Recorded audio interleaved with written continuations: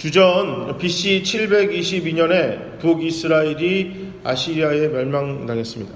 갑자기 들어닥친 아수르에 북이스라엘은 목숨을 잃고 재산과 땅을 빼앗겼습니다. 사람들이 유린당했습니다. 믿음이 짓밟혔습니다. 혈통이 더럽혀졌습니다. 남유다 사람들에게 배척당했습니다. 그럼에도 불구하고 북이스라엘 멸망한 그들이 마음의 위안이 하나 있었던 것은 남쪽 이스라엘에 여전히 성전이 있었다는 것입니다. 그러나 BC 586년에 바벨론에 의해 남유다마저 멸망당했습니다. 그나마 정신적으로 위로받던 예루살렘 성전마저 빼앗겼습니다. 그러다 BC 350년에 그리심산에 성전을 만들고 제사를 드렸습니다. 그러나 이 남유다는 사마리아의 성전도 제사도 인정하지 않았습니다. 예루살렘이 아니라는 것과 그들은 혼혈로 더럽혀졌다는 이유 때문이었습니다. 그리고 나서 그 후 약 700년 동안 사마리아는 하나님을 잃어버렸습니다. 하나님을 애타게 찾았습니다. 그들의 생각과 그들의 마음과 그들의 예배를 위로받고 인정받고 싶었습니다. 드디어 700년 만에 그 사마리아 땅에 하나님의 선지자와 같은 사람이 찾아왔습니다. 그동안 한 번도 그 땅을 누군가가 찾아오지 않았는데 사마리아라는 지역에 하나님의 사람이 방문했습니다. 누군지 여러분 잘 아시죠? 바로 오늘 본문의 예수였습니다. 자, 하나님이 직접 방문하셨습니다. 사마리아 사람들이 질문합니다. 선생님, 하나님은 예루살렘에만 계십니까? 아니면 여기 그리심산에도 계십니까? 사마리아 사람들의 질문은 하나님을 찾았습니다. 하지만 우리 주님은 그들의 본질을 제대로 파악하셨습니다. 질문은 하나님을 찾는 듯 했지만 정작 그렇지 않았습니다. 그들이 찾은 것은 하나님이 아니라 장소고 인정이었습니다. 하나님을 찾는 듯 보이지만 실제 그들이 찾고 있었던 것은 건물이었습니다. 장소였습니다. 그곳에 하나님이 계신지는 그 다음 문제였습니다. 그러니까 그들이 진짜 원한 거는 그리심산에 그들의 예배 장소에 하나님이 계시냐 계시지 않느냐 이게 아니라 실제 그들이 원했던 거는 인정받고 싶었어요.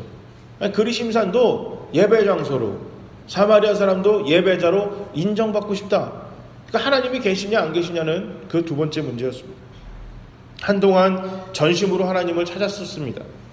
장소와 상관없이 예배를 드렸습니다. 그러나 시간이 흐르면서 하나님을 만나는 기쁨이 사라졌고 사마리아인의 예배를 인정하지 않고 멸시하는 유대인들의 태도로 인해 하나님이 아닌 사람들에게 인정받고 싶었습니다.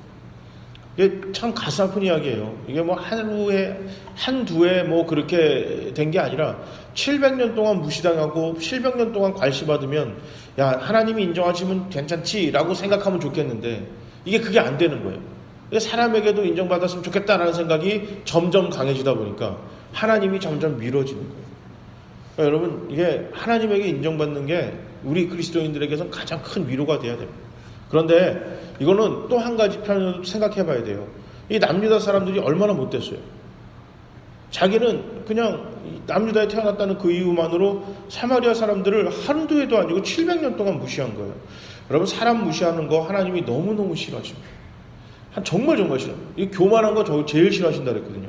그래서 여러분, 내가 믿음이 있는지 없는지, 교회를 오래 다녔냐 오래 다니지 않았냐, 무슨 뭐 많이 돈이 많다 적다, 많이 배웠다 조금 배웠다, 이걸 가지고 사람들 무시하거나 판단하지 마세요. 하나님이 너무너무 싫어하세요. 너무너무 싫어하세요. 근데 이제 어쨌든 시간이 그렇게 하다 보니까 사마리아 사람들은 하나님의 인정보다 사람의 인정에 배가 고팠습니다. 자, 바벨론의 포로로 잡힌 남유다는 이제 고레스 왕의 칙령으로 BC 538년에 바벨론에서 귀환했습니다. 약 50년간의 포로 생활 끝에 예루살렘으로 돌아와 성전을 지었습니다. 수많은 시간이 흘러서야 다시 하나님께 제사를 드릴 수 있었습니다. 그러나 시간이 흐르면서 형식적인 예배를 드리기 시작했고 전통과 율법에 따라 예루살렘 성전에 드리는 것에 만족했습니다. 정신을 잃어버린 전통만 남았습니다. 이게 무슨 표현이냐면 이게 그 뼈대는 남았는데요, 그 안에 내용물이 없는 거예요. 뼈대가 남았는데 내용물이 없어요. 형식적인 예배, 전통에 쫓아 예배만 드렸기 때문이랍니다. 그러면서 사마리아를 비판하면서 자신의 우월함을 즐거워했습니다. 난 괜찮지 이렇게 생각했어요. 예배를 통해 하나님을 찾은 것이 아니라 예배를 통해 혈통적, 종교적, 사회적 우월함을 찾았습니다. 우월함을 찾았어요. 이거 의외로 많이 종교인들이, 기독교인들이 빠지는 이 함정 중에 하나입니다. 누가 그런 거 잘 빠지냐면 교회 열심히 내는 사람들, 믿음이 있다는 사람들이 이 함정에 참 잘 빠져요. 나는 365일, 나 10년 동안 예배를 드리는 동안 나는 주일 성수를 한 번도 빼먹은 적이 없어요. 이게 자랑인 거예요. 예배를 통해 얼마나 하나님을 만난 예배를 드렸는지보다 내가 몇 번 예배를 참여했는지가 더 중요한 겁니다. 교회 봉사하는 활동이 있을 때마다 나는 찾아와서 교회 봉사를 참 열심히 했습니다. 물론 예배를 안 드리고 봉사를 안 하는 것보다야 100번 낫지만 중요한 거는 거기 내용물이 없는 거예요. 내용이 없어요. 그걸 통해 하나님을 기뻐받고 내 영혼이 살아나는 걸 하나도 느끼지 못하는 거예요. 그냥 무조건 예배만 참석하는 거예요. 미국에 이제 한동안 미국에서 이제 굉장히 이렇게 교회가 막 성장을 하다가 교회가 정체에서 확 다운된 적이 있어요. 그래갖고 이제 그게 이제 지금으로 하면 70년대, 80년대, 특히 80년대 때 30대, 20대를 보내신 분들, 그러니까 70년대 때 30대를 보내신 그분들이 교회가 무너지는 것을 경험한 거예요. 형식적인 그런 거. 그래서 그 사람들이 목사가 되고 요즘 이제 미국 교회가 막 성장하고 있는데 완전히 우리가 생각하는 전통과 형식을 파괴합니다. 그 교회에서 축도를 없앴어요. 축대를 없앴어요. 그러니까 사람들이 착각하는 거예요. 마치 성황당에 가서 우리가 비는 것처럼. 그러니까 예배 그냥 머리 쳐맞고 자다가 축도만 받으면 축복을 받는다, 이런 착각하기 시작했어요. 목사의 축도는 별거 아닌 거거든요. 근데 자꾸 그거 예배 형식 중에 하나인데 이게 뭐 대단한 것처럼 생각했어요. 그냥 뭐 앞에 찬양과 기도의 시간 다 빼먹고 그냥 설교부터 참석하면 된다라고 생각을 했어요. 설교만 들으면 되지. 그래서 완전히 파격적으로 예배를 드리는 경우도 굉장히 많아요. 어떤 데는 그 목사님이 어떻게 설교를 하셨냐면 예배를 시작하자마자 목사님이 설교를 하는 거예요. 성도들이 시간 맞춰 예배를 나오지도 않으니까 앞에 찬양 20분 30분 하는 거 안 하고 그냥 딱 우리로 따지면 11시 되자마자 담임 목사 그냥 설교자가 올라가서 바로 설교를 해버려요. 그래서 설교 딱 30분 하고 끝나고 그 뒤에 찬양하고 헌금하는 시간을 갖고 있는 거예요. 사람들이 이제 설교 시간 되니까 주섬주섬 왔어요. 미국은 차를 몰고 교회를 대부분 오기 때문에 한국에서 교회를 오는 것보다 훨씬 더 일찍 출발해야 됩니다. 그러니까 대부분 1시간 전에는 출발해야 돼요. 그래야 뭐 차 막히고 주차하고 뭐 이거 다 되니까. 그거 딱 도착을 해서 보니까 뭐 오늘 왜 이렇게 예배가 늦지? 그랬는데 갑자기 헌금 딱 끝나고 나서 그냥 광고 빠방 나가고 예배가 딱 끝나는 거예요. 사람들이 깜짝 놀라죠. 이거 어떻게 되는 거지? 그러니까 목사님이 매번 사람들이 예배 집중 안 하고 예배 때 엉뚱한 생각하니까 자꾸 그렇게 바꾸는 걸 봤어요. 분당 우리 교회 그 목사님이 그 중고등부 할 때 애들이 너무 피곤하잖아요. 학원 다니고 뭐 이러고 그러면. 그럼 어떻게 돼요? 학원 다니고 너무 힘들고 그러니까 이게 처음에는 그냥 예배를 들으셨대요. 근데 아이들이 예배 집중 안 하는 그게 너무 마음이 아파서 안 되겠다 싶어서 그 미국에서 하는 방법 그대로 따라해가지고 예배를 시작하자마자 바로 전도사 때 바로 그냥 설교도 하고 그냥 뭐 그런 식으로 했대요. 그러니까 애들이 목사님, 전사님, 예배 시간이 순서가 그게 아닌데요. 그러니까 나도 알아. 그러니까 근데 왜 그렇게 하세요? 그러니까 순서가 중요한 게 아니야. 너희가 예배를 드리냐 안 드리냐가 중요하지. 그러니까 아이들이 그 다음부터 안 졸더래요. 전사님이 어떻게 할 건지 이걸 살피는 거예요. 갑자기는 설교도 안 하고 찬송만 하고 기도만 하고 예배를 끝날 때도 있고, 아니면 찬송하고 기도 안 하고 설교만 하고 막 계속 그냥 당신이 기도하고 오늘은 알려주지도 않았대요. 그냥 그렇게 예배를 막 드리다가 아이들이 예배 집중하는 걸 보고 그다음부터 이제 예배를 드렸다. 이제 그 설교를 듣고 제가 그런 생각을 했어요. 내용이 없는 형식에 빠져서 예배를 드릴 때 그거에 나는 만족하는 거예요. 한 10년 넘게 성가대를 했어요. 10년이 뭐예요? 훨씬 넘게 성가대를 했는데요. 성가대를 하면서 제가 진짜 정말 다른 분들은 뭐예요? 제가 느낀 거예요. 성가대 찬양을 하고 난 다음에 그다음부터 예배를 드린 적이 단 한 번도 없어요. 저의 예배에서 가장 중요한 건 성가대였어요. 성가대 찬양. 오로지 그것에만 집중하고 있는 거예요. 근데 대부분 성가대 대원들이 다 그래요. 성가대가 딱 끝나면 긴장이 맥이 확 풀립니다. 다음에 어떻게 되죠? 졸아요. 피곤하고. 그 다음에 밥 먹고 또 뭐예요? 또 죽어라 또 찬양 성가대 연습해요. 제가 성가대 하는 10년 내내 느꼈던 게 그거였어요. 그래서 성가대가 없는 게 훨씬 낫구나 라는 생각이었어요. 그래서 그 옛날에는 그 다윗 시대 때는 성가대가 평신도가 아니라 제사장들, 그 지금으로 말하면 목사들이 성가대를 한 거예요. 목사들 예배에 집중하고 오롯이 매 순간마다 예배에 집중할 수 있는 사람들.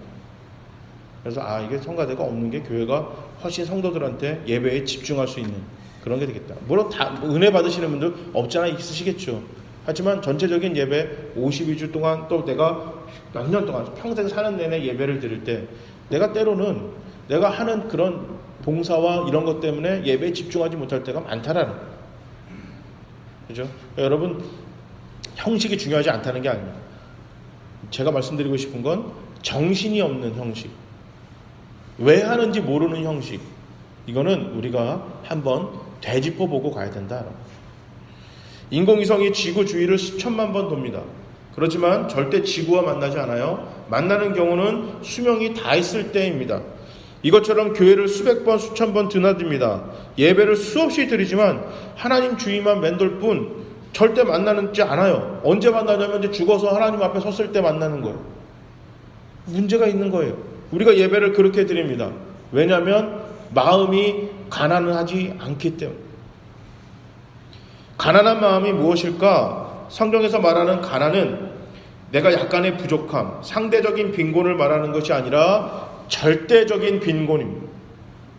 누구와 비교해서 가난한 게 아니라 절대적인 가난을 얘기합니다. 누군가 도움 없이는 절대 살아갈 수 없는 상태, 이것을 바로 성경에서 말하는 가난입니다. 하나님의 은혜를 간절히 바라는 마음, 하나님이 없으면 나는 살 수 없다라는 그 마음, 이것이 바로 마음이 가난하다라는 것입니다. 마음이 가난하다. 내 돈 좀 주세요 하나님, 나한테 건강 좀 주세요, 이 정도가 아니라 하나님 없으면 난 이 땅에 살아갈 수 없습니다라는 그 간절한 마음을 가난한 마음입니다. 하나님 외에는 절대 채울 수 없는 마음. 그래서 이사야서 66장 2절에 하나님은 제사를 드리는 사람의 마음이 얼마나 가난한지 돌아보신다 그랬어요. 돌아본다. 마음의 가난을 지켜본다. 가난한 마음을, 하나님의 마음을, 하나님을 간절히 찾는 것입니다. 예배를 통해 찬양도, 웃음도, 좋은 얼굴도, 좋은 소리도 들을 수 있어요. 그러나 예배는 부모를 잃어버린 아이의 심정으로 하나님을 찾아야만 하는 겁니다. 간절하게 찾는 것입니다. 주님을 찾는 예배는 나의 모든 걱정과 근심 속에서 하나님께 기대는 것이고 세상의 허망한 기대를 버리는 것입니다. 은혜 없이는 살 수가 없습니다. 이 마음을 가지고 예배를 드립니다. 이 마음을 가지고. 하나님을 간절히 찾는 예배자는 그래서 이 예배가 회개로 나를 이끌 수밖에 없어요. 왜? 그러지 않는 내 자신. 일주일에 나의 삶을 돌아봤을 때 내가 간절히 하나님을 찾고 하나님을 원하고 그렇게 살아간 적이 없거든요. 그러니까 하나님을 만나고 하나님을 발견했을 때 내가 하나님께 회개하고 무릎을 꿇을 수밖에 없는 것입니다. 이것은 객관적인 회개와 주관적인 회개 두 가지 다 포함이 됩니다. 객관적인 회개는 교회법에 비춰 자신을 돌아보는 겁니다. 예를 들어 아까 말씀드렸던 주일 성수 같은 것, 누구나 다 해야만 하는 것. 기독교인이라면 누구나 다 교회에서 하는 것, 이것을 지키지 않았을 때, 내가 제대로 이것을 하지 않았을 때 나오는 회개입니다. 주관적 회개는요, 교회 윤리에 비치는 것입니다. 교회 법이 아니라 교회 윤리, 성경의 윤리에 비춰서 자신을 돌아보는 거예요. 예를 들어서 용서와 배려, 희생, 사랑, 절제 같은 것입니다.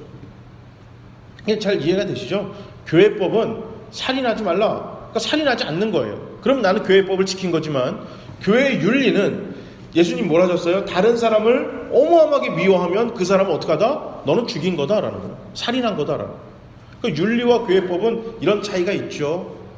이 두 가지가 다 하나님 앞에 무릎을 꿇게 되는 것입니다. 그 말씀을 통해 자기를 적용해서 돌아봅니다. 객관적인 회개는 모든 사람에게 공통적으로 적용할 수 있지만 판단 기준도 선명하지만 주관적 회개는 사람마다 달라요. 조건이 바뀌기도 하고요. 자, 옛날에는 술 마시는 게 전혀 회개할 게 아니었어요. 그런데 내가 믿고 나다 보니까 술 마시는 게 자꾸 걸리는 거예요. 하나님을 만나는데.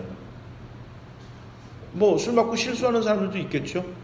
그 다음에 이제 뭐 예를 들어서 회사에서 회식이 잦은데 보니까 내 직장 동료 중에 기독교인들이 많다든지 내가 전도하고 싶은 사람들이 많다든지 근데 그 사람들이 보니 술 먹는 거 가지고 그렇게 조금 비판적인 그런 시각이 있었단 말이에요. 옛날에는 내가 뭐 전도할 생각도 없고 내가 그 사람들 예수 믿게 할 생각이 전혀 없었으니까 술 마시고 이런 게 전혀 문제가 안 됐는데 어느 날부터인가 그 사람들도 전도 좀 해야겠는데 라는 생각이 드니까 술 마시는 게 부담스러운 거예요. 이게 바로 주관적인 회개, 객관적 회개의 차이입니다. 그러니까 시시때때로 바뀌겠죠. 어쨌든 객관적인 회개든 주관적인 회개든 마음이 가난한 예배를 드리게 되면 하나님을 간절히 찾는 예배를 드리게 되면 회개로 가게 되고 내가 회개하는 길로 가게 되면 이 두 가지 공통점은 아픔이 수반된다는 거예요. 아픔이 따라와요. 회개는 아픔을 동반합니다. 강도도 천차만별이고요. 그런데 어쨌든 아파요. 하지만 이 아픔은 치유와 회복의 아픔이에요. 더욱더 건강하고 튼튼하게 만들기 위한 아픔이라는 거예요. 왜 그 치통이 있잖아요. 치통. 그 미국에서는 병원을 한번 가면 경제적인 손실이 너무너무 나요. 그래서 이게 웬만한 보험을 들지 않고서는 정말 어려운데요. 유학생 보험이 진짜 좋아요. 유학생 보험 디덕터블이라 해서 내가 병원을 가서 내가 개인적으로 돈을 얼마를 내고 나머지는 보험금으로 이제 되는데 유학생들 먼저 자기 부담금이 대개 한 30불, 그러니까 3만 원 정도 하고 나머지는 굉장히 큰 금액을 이제 보험회사에서 해줘요. 근데 그 정도 보험이 미국은 없거든요. 우리나라는 국민보험이 잘 돼 있어갖고 이걸 잘 모르는데 미국에서는 보험을 이게 들 수 없기 때문에 웬만하면 다 그냥 집에서 버텨요. 이가 아프면요 그냥 타이레놀 먹으면서 그냥 버팁니다. 그런데 보험은 다 해주는데 웬만한 건 두 가지를 대표적인 걸 안 하는데 아이를 낳았을 때 그 보험을 안 해주고요. 그 다음에 이제 치과 보험이 안 돼요. 유학생 보험이. 그러니까 이 두 가지는 없어요. 근데 미국이 치과가 너무 비싸거든요. 그러니까 제가 이제 한국 여름방학 때 가기로 이제 결정을 해놓고 한 3개월이 남았는데 이가 너무 아픈 거예요. 근데 아시죠? 이 아픔은 정말 기절하는 거. 타이레놀을 이게 진짜 달고 사는 거예요. 보면 6알 이상 먹지 말라고 그러는데요. 막 8알씩밖에 먹을 수밖에 없어요. 너무 아파서. 버텼어요. 그리고 한국을 왔는데 한국에 와서 치과를 가니까 아니 이가 이렇게 될 때까지 어떻게 버텼냐 그러는데 어떻게 해요. 그래서 이제 신경 치료할 때 진짜 아프잖아요. 너무너무 아픈데 이 아픔은 어떤 아픔이에요? 이제 더 이상 타이레놀 안 먹어도 되겠다. 치료받는 아픔이니까. 순간적으로 아프고 마취도 하지만 그래도 깨면 또 아파요. 엄청 아프지만 이 아픔은 무슨 아픔이에요? 치료의 아픔인 거예요. 회개는 그 아픔이에요. 회개하지 않으면요 타이레놀이라든지 몰핀을 맞아서 내가 순간적으로 그 고통에 대해서 해결할 수는 있어요. 근데 어떻게 돼요? 깨면 약발이 떨어지면 또 아파요. 왜냐하면 근본적인 치료가 하지 않았기 때문에. 우리가 교회를 다니면서 여러분 하나님 앞에 걸리는 게 분명히 있어요. 예배를 통해서 아니면 내가 살아가다가 딱 이거는 굉장히 찝찝하고 내가 힘든 부분이 있는데 모른 티하고 넘어갈 때가 많습니다. 대충 넘어갈 때가 있어요. 왜냐하면 회개가 아픈 걸 우리가 본능적으로 알기 때문에. 변화받는 거는 굉장히 힘들고 알기 때문인데요. 여러분 그때 하나님 앞에 엎어져서 빨리 회개하지 않으면 계속 제가 말씀드렸지 한 3개월을 타이레놀 먹으면서 그 아픔과 고통을 버텼던 그 상태처럼 계속 그런 거를 쫓아서 갈 수밖에 없어요. 부끄러워질 수밖에 없는 거예요. 죄가 드러날까봐 전전긍긍할 수밖에 없는 거예요. 우리 큰아들 녀석이 이제 학교에서 뭘 사왔냐면 크리스마스 씨를 사왔어요. 여러분 크리스마스 씨를 전 진짜 오래간만에 봤거든요. 초등학교 때 학교에서 산 거 빼고는 전혀 기억하지 못했다가 아빠 2,000원만 주세요. 왜? 그러니까 크리스마스 씨를 사야 된대요. 그리고 진짜 그게 폐렴 환자들 도와주는 거잖아요. 그래서 무조건 사라. 그래갖고 이제 줬어요. 근데 왔는데 생각해보니까 요즘 편지 써본 적이 없는 거예요.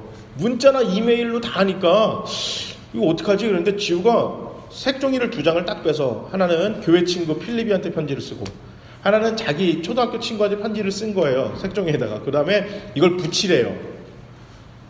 어디다 붙여? 그러니까 집에 편지 봉투도 없네요. 그래서 봉투를 사다가 우체국에다가 붙였어요. 그런데 재미난 게 있어요. 필립이한테 쓴 편지는 봐도 된대요. 근데 초등학교 자기 친구한테 쓴 편지는 보지 말라는 거예요. 그러고 나서 크리스마스 실로 딱 붙여놓은 거예요. 그래갖고 아니 이걸 왜 보지 말라고 너무 궁금하잖아요. 근데 보지 말라고 그랬는데 보면 이거는 약속을 안 지킨 거니까 너무 궁금한데 참았어요. 아내랑 붙였어요. 그 친구 엄마가 사진을 찍어서 저희한테 보내준 거예요. 봤더니 이제 지우가 화요일날 이제 돌아오는 화요일날이 생일이에요. 그러니까 친구들이 요즘 무슨 장난감이 하나가 이렇게 유행인가 봐요. 새로 나왔는데 근데 그게 너무 인기가 좋으니까 품절 현상이 생겨서 살 수도 없고 인터넷으로 알아보니까 가격이 너무 비싸요. 그래서 처음에 이 녀석이 그걸 사달라고 그래서 아내랑 인터넷을 탁 찾아보니까 가격이 한 7만 원 정도 하더라고요. 그래서 못 사줘. 이건 너무 비싸서 안 된다 그랬어요. 근데 알고 보니 우리한테 사달라고 얘기하기 전에 이미 친구들끼리 야 너 생일이니까 아빠한테 엄마한테 그거 사달라고 그래. 오케이 알았어 라고 얘기를 한 다음에 애들한테 샀다고 자랑한 거예요. 자 보세요. 샀다고 자랑을 했어요. 그런데 그러고 나서 그날 와가지고 엄마 아빠한테 사달라고 하니까 비싸서 안 된다라고 했단 말이에요. 자 거기까지는 그냥 친구들한테 샀다고 그냥 거짓말하는 상태로 넘어가면 되는데 내일 그 수환이라는 가장 친한 친구랑 하루 종일 놀기로 했어요.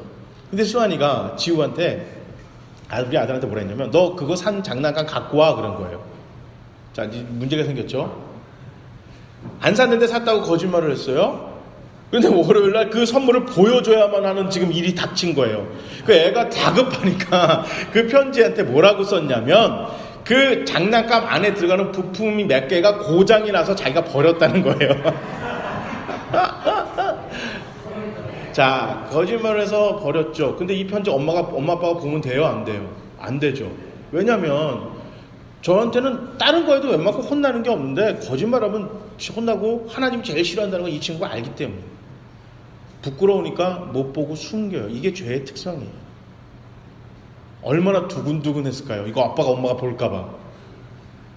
그죠? 물어보면 거짓말인 거 뻔히 드러날 테고 그것도 거짓말도 못 챙기죠. 근데 더 웃긴 건요. 그 친구가 답장을 써서 보낸 게 가관이에요. 너 안 샀지? 나 다 알아. 안 사서 그런 거지 다 알아. 너 그렇다고 월요일날 나랑 같이 안 놀면 안 돼. 내가 데리러 갈 거야. 써서 보낸 거예요. 자, 그런데 다행인 것은 인터넷에 7만 얼마 하던 게 6만 2천 원에 딱 떴어요. 원 가격은 4만 원이에요. 그래도 충분히 비싼데 도무지 살 수가 없는 거예요. 그래서 와이프가 오빠 아무래도 사줘야겠다. 그냥 저렇게 갖고 싶어 하니까 생일이니까 하고 사줬어요. 그리고 도착했네요. 이 아이가 얼마나 좋은지 방방 떠는데 또 편지를 썼어요. 뭐라고 썼냐면 나 그거 가져갈 거야. 너도 뭐 갖고 와. 라고 하고 다음에 이거는 봐도 된대요. 이 편지는. 이 편지는 봐도 된대요. 거짓말은요. 죄는요. 아프게 하고 부끄럽게 만들고 자꾸 숨기게 만들어요. 어린아이, 초등학교 1학년짜리 어린아이들죠. 이게 드러나가지고 거짓말인 것 밝혀졌을 때 친구들한테도 창피하고 엄마 아빠한테도 창피하고 자기 스스로도 창피하고 또 뭐 그렇지는 않았지만 어쨌든 만약에 저한테 혼났으면 아프죠. 뭐 때리진 않죠. 어차피 마음이 아프잖아요. 저도 아프고. 그러니까 우리가 기독교인이 죄를 지면 다 아파요. 심지어 하나님도 아파요. 이 아이가 거짓말했다는 걸 알았을 때 우리는 되게 재밌었지만 부모 마음에는 아니 그냥 없다고 하지 자식 이렇게 마음이 이게 좀 안쓰러운 거예요. 이게 6만 원짜리니까 사줄 수가 있었지.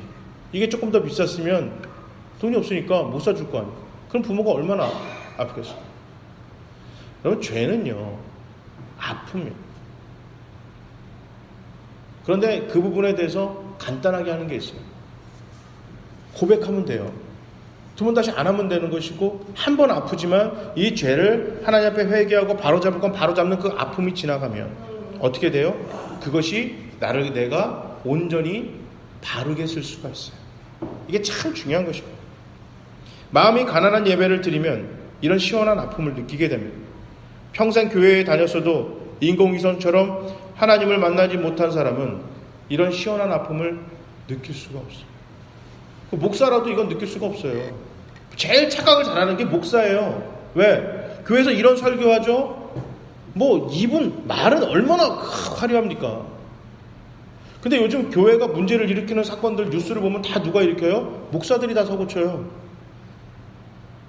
왜냐하면 내가 설교를 하고 나는 지식적으로 활용하니까 내가 하는 행동이 얼마나 잘못된지 몰라요. 잘못됐는지 몰라요. 그러니까 여러분 이렇게 하면 그 사람을 망하게 하는 거예요. 왜 요즘 정치적으로도 문제 생긴 게 있잖아요. 그 사람이 뭔가 잘못된 길로 갈 때 이건 틀렸습니다. 그건 아닙니다라고 자꾸 얘기해주는 사람들이 있어야 돼요. 주변에서 그런 게 없으면 사람은 신이 아니기 때문에 하나님이 아니기 때문에 올바른 길을 간다 하지만 실수를 할 수밖에 없어요. 무조건 실수를 할 수밖에 없습니다. 할 수도 있습니다가 아니라 무조건 실수를 합니다. 잘못된 길로 갑니다. 그럴 때 주변에서 자꾸 이건 아닌데요 라고, 그래서 그 리더나 앞에 쓴 사람이 주변의 귀를 기울이지 않으면 무조건 함정에 빠지게 돼 있어요. 그게 교만이거든요. 그러니까 어떻게 돼요? 교회에서 목사가 하는 행동에 어느 누구도 토를 안다는 거예요. 그 사람이 하는 거에 대해서 어떤 그 궁금한 거라든지 이런 것을 그 질문을 던지지 못하는 거예요. 그러면 무조건 망합니다. 무조건 타락할 수밖에 없어요. 잘못된 길로 갈 수밖에 없어요. 그래서 이게 목회자들도 이게 하면서 성도들의 그 귀를 기울이는 게 굉장히 중요해요. 그래서 교회에 궁금한 것이 있거나 아니면 뭐가 있거나 할 때는 가감 없이 얘기할 수 있는 것. 그렇지 않으면 목사도 잘못 가거든요. 근데 교회에 오래 다니는 사람들도 마찬가지죠. 내가 교회를 오래 다니고 타성해졌다 보면 어떻게 돼요? 내가 제대로 가고 있는지 못 가고 있는지 잘 모를 때가 너무나 많기 때문입니다. 700년의 아픔에 신음하는 사마리아를 사람들에게 내리신 처방은 하나님을 찾는 가난한 마음을 가진 예배자가 되라는 것이었습니다. 그 어떤 해결 방법과 수단은 묵은 아픔의 처방전이 아니었습니다. 마음이 가난한 예배자가 되십시오. 이것이 예배에 하나님을 찾지 못한 자들에 대한 유일한 해답이었습니다. 그리고 하나님은 벌써부터 신령과 진정으로 예배를 드리는 사람을 찾고 계신다. 예전부터 찾고 계셨습니다. 이렇게 말씀하셨습니다. 내가 하나님을 간절히 찾기 전부터 이미 하나님은 우리를 간절하게 찾고 있었습니다. 우리 주님 이렇게 말씀하고 계셨습니다. 숨바꼭질처럼 숨어 계신 하나님을 찾는 것이 아니라 이미 나를 바라보고 계시는 분을 만나고는 것입니다. 지금까지 하나님을 간절히 찾는 마음이 가난한 예배를 드리셨다면 앞으로도 계속 그렇게 드리시기 바랍니다. 그러나 만약 아직 하나님을 만나신 적이 없고 간절하게 드리는 예배를 드린 적이 없다면 이 시간부터 기도하며 그런 마음을 달라고 간절히 하나님을 찾으시기 바랍니다. 몇 년 예수를 믿고 내가 얼마나 교회를 다니는지 모르지만 횟수와 직분과 상관이 없습니다. 이것은 지금 내가 드리는 예배를 하나님은 찾으시고 지금 예배를 드리는 예배자를 하나님은 발견하길 원하시는 거예요. 지금 집중하시기 바랍니다. 지금 간절히 하나님을 만나시길 바랍니다. 그럼 하나님이 만나실 것입니다. 이미 지금 우리 모두 한 사람 한 사람 각자 하나님이 바라보고 계시고 지금 하나님이 바라보고 계세요. 이미 예전부터 바라보고 계셨어요. 그러니까 내가 바라보고 있으니까 하나님이 나를 바라보고 계신 게 아니라 하나님은 전부터 나만 계속 바라보고 계셨어요. 계속 나에게 집중하고 계셨어요. 그러니까 내가 하나님께 눈길을 돌리면 하나님과 눈이 마주칠 수밖에 없다는 것입니다. 이게 마음이 가난한 예배. 하나님 없으면 안 됩니다. 하나님 없으면 안 됩니다. 이 간절한 마음, 그 마음을 갖게 해달라고 기도하시고 그렇게 집중력을 놓치지 않고 예배를 드릴 수 있도록 노력하는 우리 모두가 되시길 바랍니다. 불꽃 같은 눈으로 살피신다 약속하셨어요. 불꽃 같은 눈. 쉽지 않을지 모르겠지만 여기 계신 우리 모두가 하나님만을 바라보고 하나님을 찾는, 간절히 하나님을 발견하길 원하고 성령의 임재를 기대하는 마음이 가난한 예배를 드리는 예배자들이 되시기를 바랍니다. 아픔이 동반되고 회개하는 그런 창피함이 들어올지 모르지만 그거 하지 않으면요, 타이레놀만 먹든지 계속해서 숨기든지 그러면서 하셔야 돼요. 힘들겠죠? 참 그거 힘든.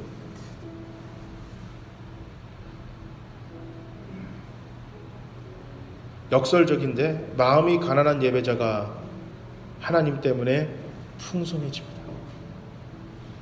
마음이 가난한 자가 하나님으로 인해 풍성해집니다. 이런 축복을 받으시는 저와 여러분이 되시기를 바랍니다. 마음이 가난한 예배자가 되어 나뿐 아니라 다른 누군가의 생명과 풍성한 삶을 그렇게 살고 그렇게 누리시는 저와 여러분이 되시기를 주님의 이름으로 축복합니다. 아멘.